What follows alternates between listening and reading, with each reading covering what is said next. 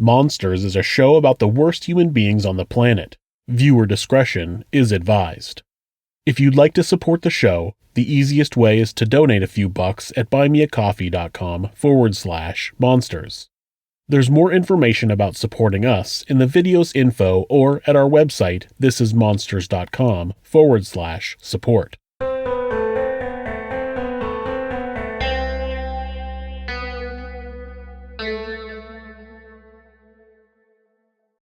A lot of killers take their rage out on individual people.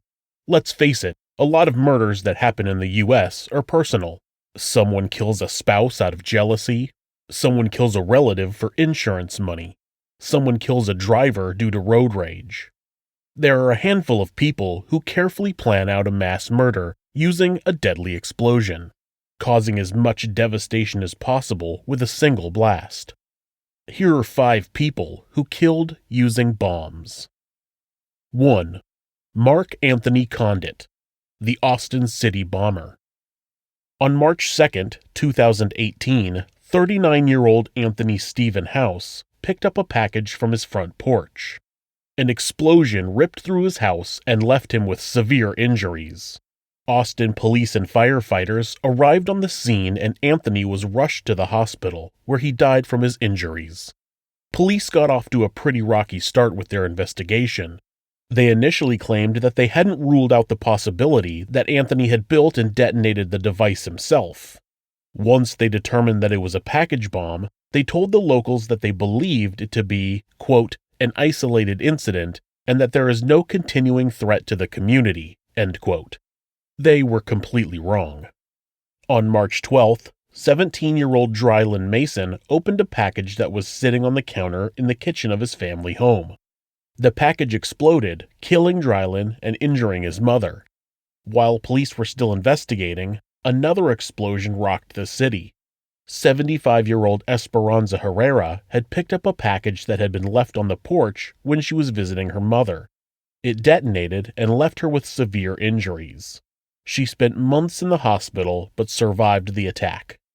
On March 18th, 2 men in their early 20s were walking along a path in a residential area when a bomb exploded, injuring both men. This bomb was attached to a for sale sign and had a tripwire strung across the path. Police realized that the attacker wasn't targeting anyone. He was leaving packages randomly, and now he left a tripwire where the next person who happened to come along would be his next victim. The next bomb detonated on March 20th in a FedEx facility near San Antonio, Texas. 1 employee was injured in the explosion that turned out to be premature. It was addressed to go to a resident in Austin.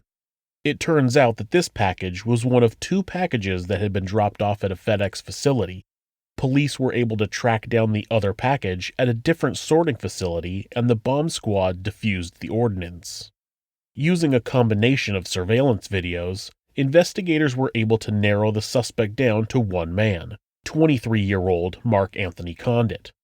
Police tracked him to a hotel, but there was not enough time to catch him before he left.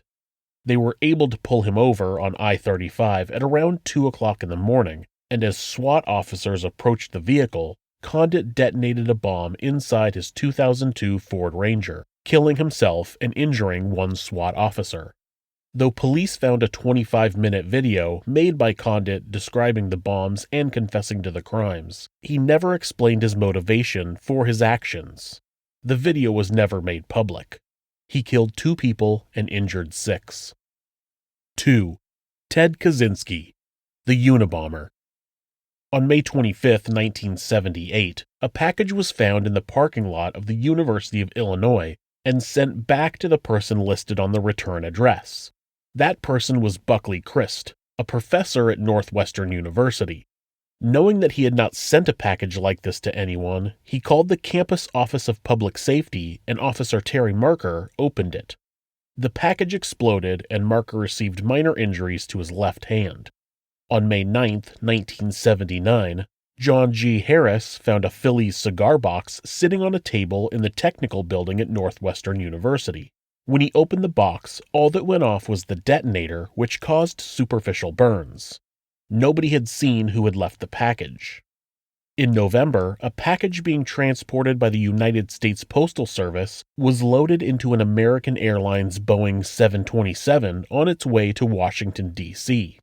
This bomb was made with a barometer to measure altitude, and as the plane reached 34,500 feet, or 10.5 kilometers, the package malfunctioned. It didn't fully explode, but filled the cabin with smoke and caused the pilot to make an emergency landing. Because bombing an airplane was a federal offense, the FBI became involved in the investigation and started calling the suspect the Unabomber, UNA standing for University and Airline. Keeping with this theme, Percy Wood, the president of United Airlines, opened a package on June 10, 1980, where he found the book Ice Brother by Sloan Wilson. When he opened the book, an explosion caused serious cuts on his body.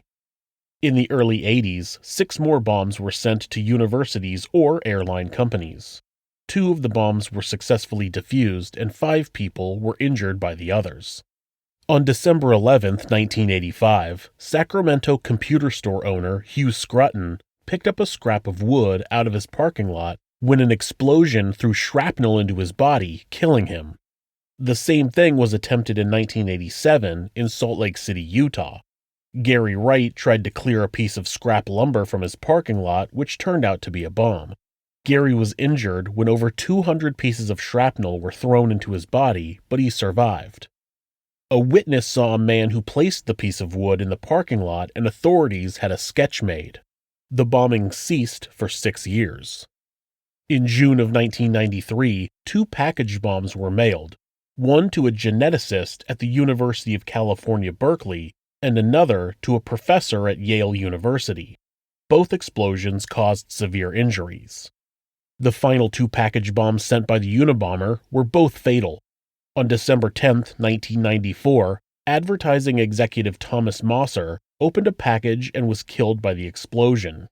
On April 24, 1995, timber industry lobbyist Gilbert Brett Murray suffered a similar fate.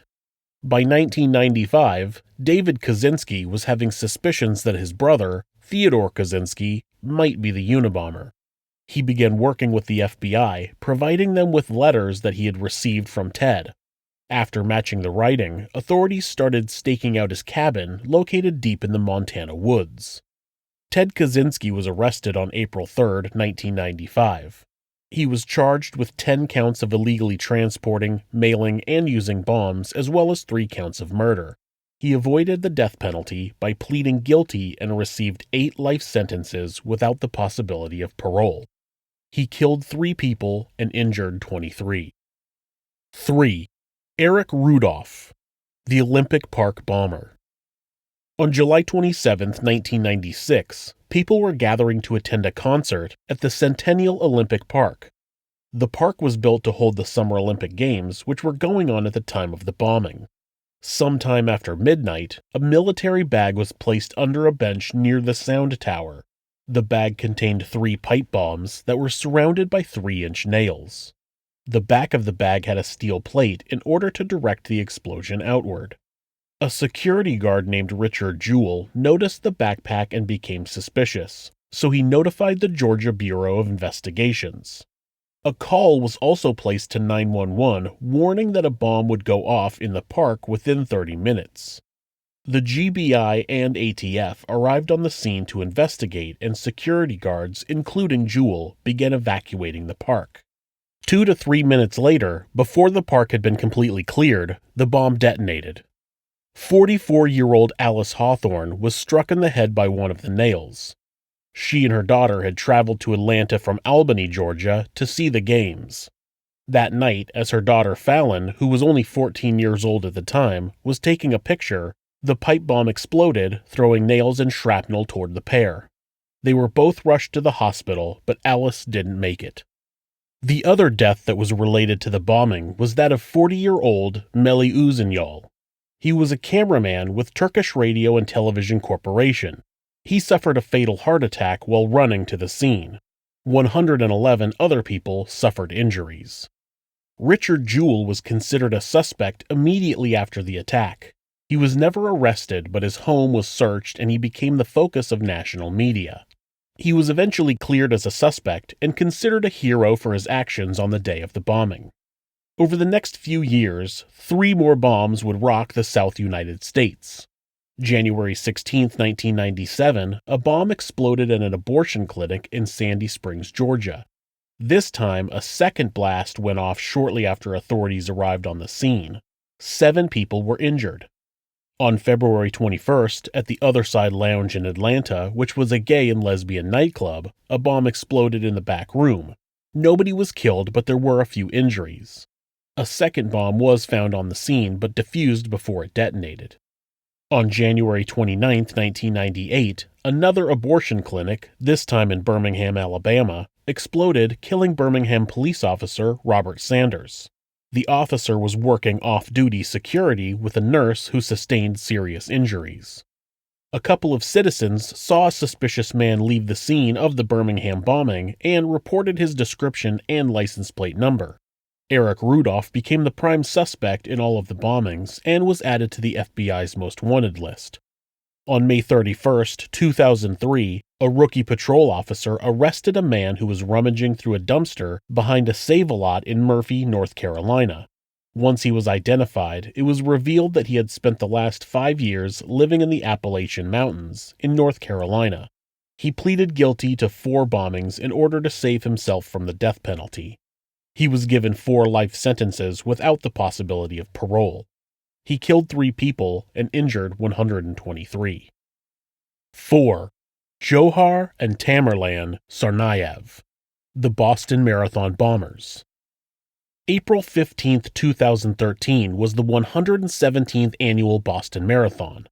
The historic 26.2-mile or 42.16-kilometer run starts on East Main Street in Hopkinton, Massachusetts, and ends on Boylston Street in Boston. There were 23,336 competitors from every state in the U.S. and 92 other countries. The race began at 9:17 a.m. with the start of the first in multiple staggered groups of contestants. By 10:40 a.m., all of the runners had begun their 26.2-mile journey. At 2:49 and 43 seconds in the afternoon, a bomb exploded only a few yards from the finish line. 14 seconds later, a second bomb detonated 210 yards or 190 meters away from the first. One bomb had been placed near the finish line across the street from the finish line viewing stands. The second was placed about a block down the street outside the Forum restaurant. The first bomb killed 29-year-old Crystal Campbell, a restaurant manager from Medford, Massachusetts. The second bomb killed 23-year-old Lingxi Liu, a Boston University graduate student from Shenyang, China. It also killed 8-year-old Martin Richard, a local Boston resident. 264 people were injured between the 2 blasts. Most of the injuries were shrapnel wounds to the lower legs, indicating that the bombs had been on the ground when they detonated. 16 people lost a limb either due to the blast or from surgical amputation. 3 people lost multiple limbs.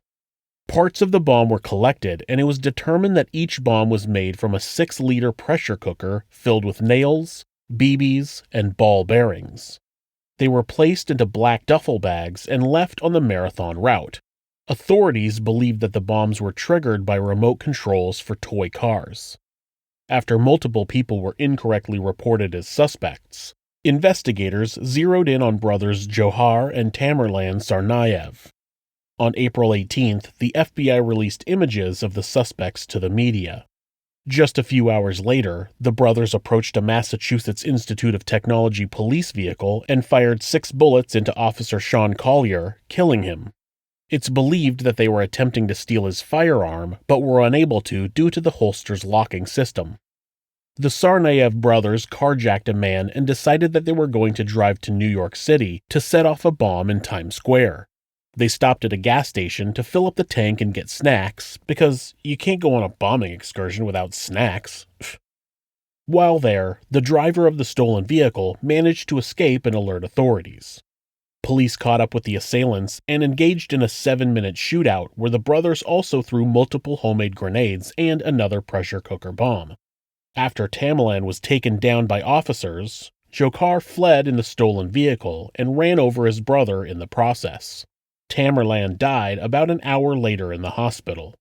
Officer Richard Donahue was wounded in the leg but survived. Officer Dennis Simmons was injured by one of the grenades and died a year later due to complications from that injury. On April 19th, Dzhokhar Tsarnaev was captured by police and taken to the hospital with multiple gunshot wounds. Tsarnaev was charged with 30 counts, including use of a weapon of mass destruction. He pleaded not guilty. On April 8, 2015, Dzhokhar Tsarnaev was found guilty on all 30 counts and sentenced to death. On July 30, 2020, the United States Court of Appeals reversed the death sentence due to the determination that jurors were not screened well enough about how much they knew about the case. Tsarnaev is scheduled to have a new sentencing hearing, and federal authorities have asked the United States Supreme Court to review the case and reinstate the death penalty. They killed 3 people in the explosion and 2 officers while at large, and injured 265. 5. Timothy McVeigh, the Oklahoma City bomber. On April 19, 1995, at 9:02 a.m., a yellow rented Ryder box truck containing 4,800 pounds or 2,200 kilograms of a mixture of ammonium nitrate fertilizer, nitromethane, and diesel fuel detonated in front of the Alfred P. Murrah Federal Building in Oklahoma City, Oklahoma. Where the truck was now had a crater 30 feet or 9 meters wide and 8 feet or 2.5 meters deep. 1/3 of the building was blown to pieces. The blast damaged 324 buildings within a 4-block radius and shattered the glass in 258 surrounding buildings. 86 vehicles were either burnt or completely destroyed. The bombing was estimated to have caused at least $652 million worth of damage. But all of those things could be replaced. All of the buildings, all of the vehicles, all of the glass. It was all replaceable. What wasn't replaceable were the 167 lives that were lost in the explosion. 19 of those lives were children who were in the building's on-site daycare, the youngest being only 3 months old. More than 680 injuries were reported. Police, firefighters, and paramedics arrived on the scene with the National Weather Service, the Air Force, the Civil Air Patrol, and the American Red Cross. Civilians from the nearby area ran to the scene and assisted in the rescue operation. An hour later, the Oklahoma National Guard sent 465 members to help with the rescue and provide security. The 1996 movie Twister was filming in the area, and some of the cast and crew stopped filming and assisted with recovery efforts. Over 12,000 people participated in the rescue. FEMA sent 665 rescue workers, and 29 canine units were used to help search for bodies. The rescuers would often stop and be silent for a period of time so that high-sensitivity listening devices could be used to locate survivors.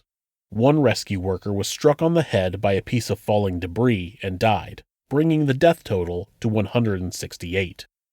About 90 minutes after the explosion, Oklahoma State Trooper Charlie Hanger pulled over a yellow 1977 Mercury Marquis for not having a license plate. The driver was 26-year-old Timothy McVeigh, who was just 4 days away from his 27th birthday. Trooper Hanger placed McVeigh under arrest for having a concealed weapon and booked him into jail. While McVeigh was in jail, authorities were able to track a serial number from one of the Ryder truck's axles to a rental company and eventually to the identity of their bomber. When federal agents learned that he had been pulled over and arrested, they were able to pick him up and charge him with the bombing. Though McVeigh carried out the bombing alone, he had help to build the bomb. Once his accomplice, Terry Nichols, learned that he was wanted, he turned himself in. Nichols' brother, James Nichols, was also arrested but was released for lack of evidence.